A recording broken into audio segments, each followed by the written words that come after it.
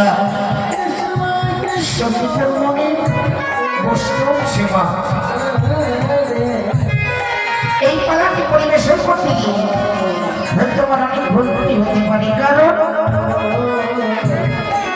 শাস্ত্র সম্বন্ধে জানা নেই, ভাষা সম্বন্ধে অভিজ্ঞ নয়। তবু শুনেছি সাধুগুরু বৈষ্ণবের মুখে ভক্ত কৃপা নাকি বড় কৃপা গো। ভক্ত কৃপা হলে অসাধুতে সাধন করাইয়া, ভক্ত কৃপা হলে পঙ্গনাথে সাগর ভিজতে পারে, ভক্ত কৃপা না হলে ভগবানের চরণ লাভ করা যায় না গো। আবার ভক্ত না হলে ভগবানের প্রকাশ হতো না।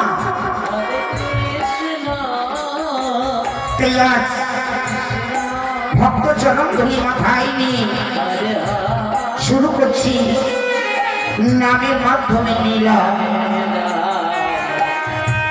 সাগরপাড়া মুর্শিদাবাদ থেকে আগত শ্রী শ্রী রামকৃষ্ণ সারদা সম্প্রদায় শুরু করছে নামের মাধ্যমে লীলা।